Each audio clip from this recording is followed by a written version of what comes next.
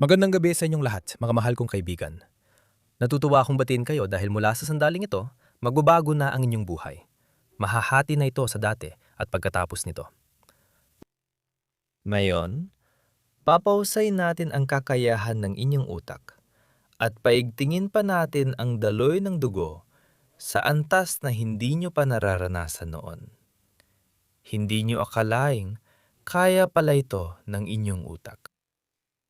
Mayroong iba't ibang mga ehersisyo, gaya ng alamin nyo, para mapabuti ang memorya. Pero anong dapat gawin para mas gumanda ang memorya? Siyempre, kailangan itong sanayin.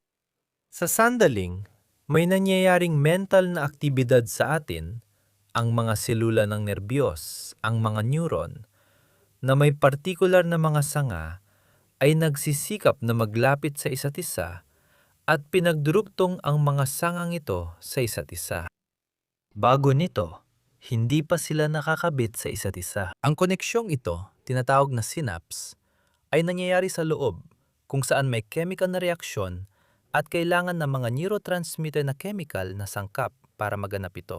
Ang electrical na impulso mula sa isang neuron, tulad ng ampere at ohms, ay dumadalay papunta sa iba pa. Ang paulit-ulit na koneksyon ng mga neuron ay nagiging matatag na tinatawag na memorya. Kapag tumigil ka sa pag-uulit ng isang bagay, maaring mawala ang koneksyong ito. Karaniwan, hindi lang ito dalawang neuron, lalo na kung mas komplikadong proseso ang iyong inaalala. Maaring hindi lang ito memoryang pandinig, hindi lang din memoryang biswal, kundi pati na rin ang memorya sa mga partikular na galaw, at ang koordinasyon ng mga galaw ay kabilang din dito. At habang tumatanda ka, nagsisimula kang makalimutan ang mga pangalan ng iyong mga anak, asawa at aso. Itong koneksyon na ito, paano ko ba sasabihin? Nagiging mas mahina o minsan ay tuluyang napuputol. Lalo na kapag hindi mo na talaga maalala kahit isang letra sa pangalan ng asawa mo. Pero kapag regular mong inuulit, nagiging matatag ito, kumbaga. May mga tao na kailangang ulitin ng 100 beses ang isang bagay, samantalang ang iba, isang beses lang. Bakit kaya ito nangyayari? Depende ito sa kung gaano kabilis nabubuo ang mga koneksyon ng nerbiyos at kung gaano kadalas at kabilis silang nagiging matibay. Meron ding tinatawag na pagiging atento. Ito ay ang kakayahang mapanatili ang konsentrasyon sa isang partikular na gawain. Halimbawa, may ilan sa inyo na, di ba? Ilang minuto na ang nakalipas sa video na ito? 3? 2?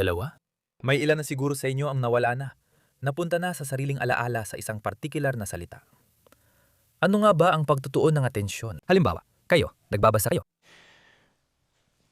Dumadaan ng mga letras sa harap ng mga mata ninyo, pero hindi ninyo maintindihan ang ibig sabihin, kaya kailangan ninyong balikan. Siguro di nyo na alam, kasi wala nang nagbabasa ngayon. Halimbawa, sa video na ito, may narinig kayong pangalan ng asawa at nagsimulang mag-isip, kaya hindi na ninyo narinig ang sumunod. Ibig sabihin, ang atensyon ay kakayahang mag-concentrate sa proseso, hindi nadidistract ng sariling isip, hindi kalamnan. Sa mga kalamnan nga, pwede kang madistract ng kaunti. Gusto ko sanang sabihin, mag-juggle. Hindi mag-juggle, kundi magpagalaw o magpatigas. At ano na gagawin natin dito ngayon? Ang totoo niyan, meron pa kasing iba. May kondisyon na kapag natupad, magiging mas maganda ang takbo ng buong prosesong ito. Proseso ito na may kaugnayan sa daloy ng dugo sa utak. At paano nga ba natin ito mapapabuti? Siyempre, maaari kang maging isang matematiko, maaari kang magturo sa universidad, magsulat ng mga siyentipikong papel, at mapanatili ang malinaw na pag-iisip hanggang 100, 100 taon. At siya nga pala, may epekto rin ito sa haba ng buhay. Kung ang otak mo ay palaging abala sa paglutas ng mga tiyak na problema, napipilitan itong bumuo ng mga koneksyon, matuto ng mga bagong bagay. Siyempre, maaari kang mag-aral ng mga bagong wika para dito. Magbasa ng literatura sa hindi pamilyar na wika. Pero kailangan mo ng lakas ng kalooban para gawin ang lahat ng yan. May isa pang paraan para mapabuti ang daloy ng dugo sa utak. Tungkol ito sa paggalaw ng kalamnan, gaya ng alam natin. Ang kalamnan ay may daloy ng dugo at may supply din ng nerbiyo. At halimbawa, kung ang isang kalamnan kahit alin sa ating katawan. Sabihin na nating gluteal, kunin natin ang gluteal na kalamnan ay may ganitong tiyak na laki. Sa kalamnan na ito, may dumadalay na ugat na may ganitong lapad. Hindi lang isa, pero kunin natin ang pangunahing ugat na nagsusupply sa kalamnan na ito. Mayroon itong ganitong lapad. At syempre, ang ugat na naglalabas, ang vena, at ang nagdadala ay ang arterya. Isa sa mga yon, kunin natin ang isa. Tama ba? O kabuang dami, maaari mong isipin na ilan sila. Dapat bang lumabas sa kalamnan ang parehong dami ng dugong dumating, idealmente? Oo o hindi? At ganon din ang dami ng ating mga daluyang nagdadala ng dugo palabas. Ang pagpasok ay katumbas ng paglabas. Gumagana ang kalamnan kapag kailangan, napupuno ng dugo. Kapag hindi kailangan, lumiliit, tapos sa tamang oras, napupuno ulit. Habang nagtatrabaho ito, Kung ang kalamnan natin ay may ganitong laki, kung ganon, syempre, ang mga daluyan ng dugo na papunta sa kalamnan o ang kabuwang sukat ng mga daluyan na ito ay may mas malaking sukat. isipin mo, ganito kalaki ang daluyan ng dugo na papunta sa kalamnan. Mas aktibo ang kalamnan, kaya mas maraming dugo ang kailangan nito. At syempre, umaayon din dito ang mga daluyan na nagdadala ng dugo palabas. Kaya nga, gaya ng alam natin, ang ating ulo ay may direktang koneksyon sa iba pang bahagi ng ating katawan. Sa pamamagitan ng leeg, ng bahagi ng leeg, o ng gulugot, masasabi natin. Sa totoo lang, ang leeg bilang isang bahagi ay siya lang talagang nag-uugnay sa ating ulo at sa buong katawan. Na-imagine o napag-isipan mo ba yon? Wala ng ibang koneksyon. At syempre, ang mga ugat na nagsusupply ng dugo sa buong ulo natin, hindi lang sa utak, kundi pati na rin sa mga organong pandama natin. Ang kalagayan ng mga ito ay, sa prinsipyo, nakakaapekto rin sa memorya at sa pangkalahatang gawain ng katawan. Lahat na nito ay dumadaan sa leeg. Lahat ng mga ugat ay dumadaan dito. Ang mga pangunahing ugat. Ang common carotid artery ay nahati sa panlabas at panloob. At ang vertebral artery na dumadaan sa loob ng kanal ng gulugod sa bahagi ng lieg ng gulugod. Direkta sa mga butas sa loob ng mga transverse process ng mga vertebra. Pati na rin ang mga sanga. Mga daluyan ng dugo. Habang nagsasanga, napupunta ang mga ito sa mga kalamnan ng leeg. At syempre, kung ating palalawakin ang gawain ng ating utak. Pero hindi naman ito ganon kadali at hindi rin malinaw. Hindi natin alam kung ayos bang dalay ng dugo sa utak natin ngayon. Mas maganda ba o mas masama? Ang mental na aktibidad ba, tulad ng pagsagot ng crossword puzzle, ay nakakatulong sa pag-iensayo ng utak? Pero, sa pamamagitan ng tamang paggalaw sa mga kalamnan ng leeg, sigurado tayong alam natin na sa sandaling iyon ay bumubuti ang daloy ng dugo. Hindi lang sa mga kalamnan ng leeg, kundi pati na rin sa mismong utak. Ito ay parang pundasyon para sa lahat ng mga prosesong ito na mangyari sa atin ng buo at maayos. Gaganda rin ang pagdaloy palabas ng dugo. Kasi madalas, hindi nagtutugma ang pagpasok at paglabas ng dugo. Madalas nakakaroon ng problema sa pagdaloy palabas ng dugo sa mga ugat mula sa buong ulo. Alam niyo mga kaibigan, sobrang uso at paborito ng lahat ang mga ehersisyo para sa leeg para mapataas ang paggalaw nito. Doon, kailangan mong mag-unat o kaya'y umiikot. Karamihan sa mga ehersisyo na nakikita natin ngayon, yung mga pinakasikat, ay may kinalaman sa pagpapataas ng paggalaw, pagpaparelax ng leeg, o kaya ay pagdagdag ng pag-ikot at iba pang galaw. Totoo na, nagbibigay sila ng panandaliang positibong epekto mga ilang buwan lang. Pero madalas ang problema sa leeg ay kakulangan sa laki ng mga kalamnan. Kaya sa paglipas ng panahon, ang mga ehersisyong ito ay unti-unting tumitigil sa pagiging epektibo. Dahil sa simula, na-activate lang ang laki ng mga kalamnan na meron na at bahagyang gumaganda ang paggalaw. Pero kung palalawakin mo ang paggalaw sa kahit anong kasukasuan, kahit sa leeg halimbawa, kakailanganin mo pang dagdagan ng laki ng mga kalamnan para makontrol ng mga kalamnan ang bagong lawak ng galaw na iyon. Kaya sa unang yugto, Hindi dapat agad palakihin ang lawak ng galaw sa leeg, kundi siguraduhin muna na ang kasalukuyang laki ng mga kalamnan mo ay nagagamit ng 100%. At mas maganda pa kung madagdagan pa ang laki ng mga ito. At espesyal para sa inyo, ipapakita ko ngayon ang isang ehersisyo gamit ang isang kagamitan na maaari niyong gawin sa inyong bahay. Kagamitan ni Dr. Alexiev. Panurin ninyo. Ganito ang itsura ng imbensyon. Ayan. Para dito, kailangan mo ng tuwalya mula sa kusina. Yung ganito kaliit ay sapat na. At goma. Pipiliin mo ang goma depende sa kung gaano mo kayang tiisin ng bigat, kung gaano kalakas ang mga kalamnan ng leeg mo. Sa una, gumamit muna ng magaan na goma. Anong gagawin? Panurin mo. Hindi mo kailangan ng mahabang goma. Malalaman mo kung bakit. Kunin mo itong tuwalya. Maingat mo itong ilatag ng ganito. Ilalagay mo ang gitna ng goma dito. At sisimulan mong igulong ang tuwalya ng ganito. Ayan. Ganyan balutin para magkaroon ng malambot na bahagi. Tapos, handa na ang kagamitan. Ngayon, eto na siopa.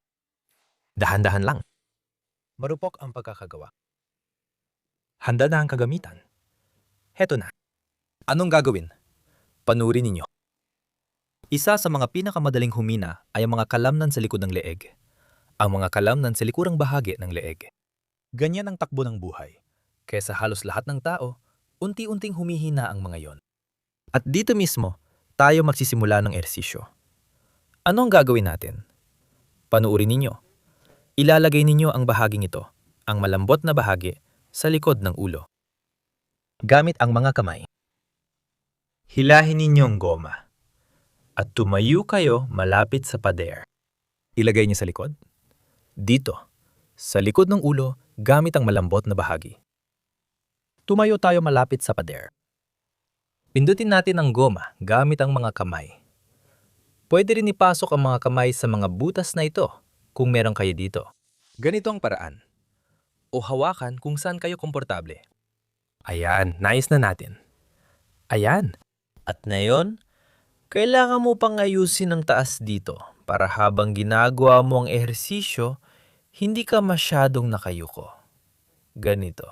Ibig sabihin, mas maganda kung ang iyong baba, itong bahagi ng baba, ay nananatiling paralel sa sahig.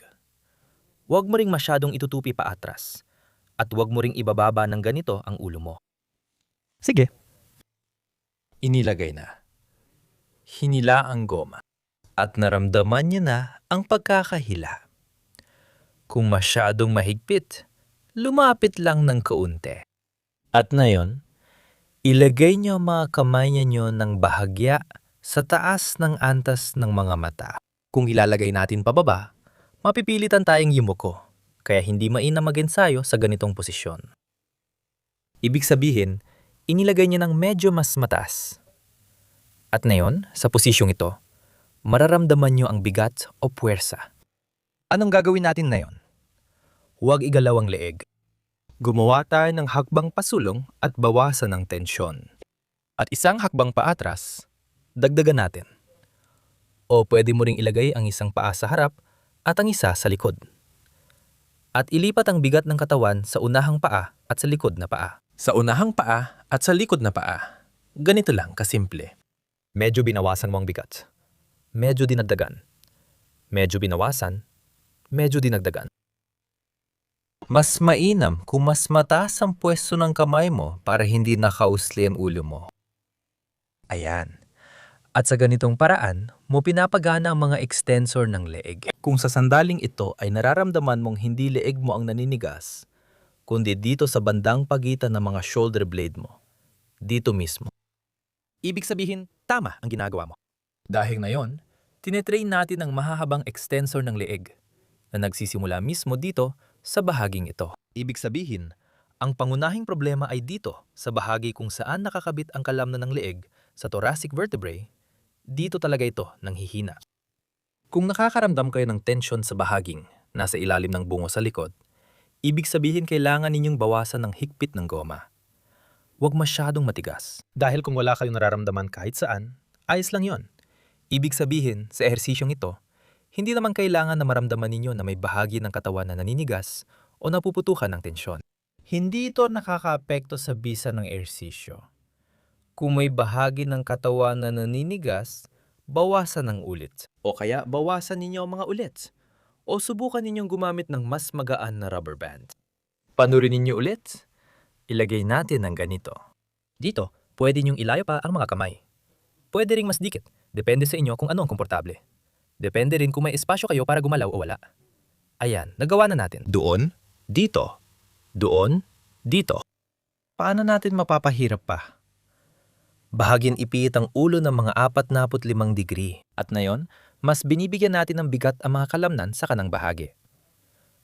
Kung ipipihit natin dito, ngayon naman ay binibigyan natin ng bigat ang mga kalamnan sa kaliwang bahagi. Ayan, ang posisyon ng kamay. Mas mainam kung mas mataas sa antas ng mata.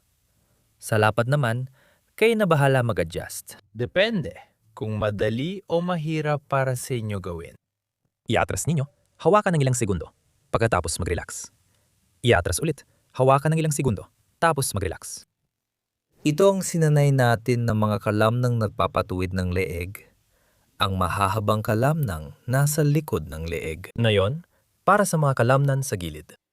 Sa parehong paraan, ilalagay natin ngayon ang goma, ibig sabihin ang trainer niya Lexiv, sa gilid na bahagi ng ulo mo. Ngayon, tingnan mo. Unang hakbang para sa mga baguhan. Basta't panatilihin lang ang ulo sa ganitong posisyon. Kung may karanasan ka na, at kumpiyansa ka sa lakas ng mga kalamnan mo, idagdag mo rin ang galaw na ito. Lumapit ka ng kaunti. Mas malayo. Ibig sabihin, mas malapit, mas malayo. Dito rin, mas maganda kung ilalagay mo ang goma ng kaunti sa taas ng linya ng mga mata. Lumapit, tapos lumayo sa gilid. Sa kabila. Naikabit din. At ngayon, ginawa natin ang galaw na mas malapit, tapos malayo.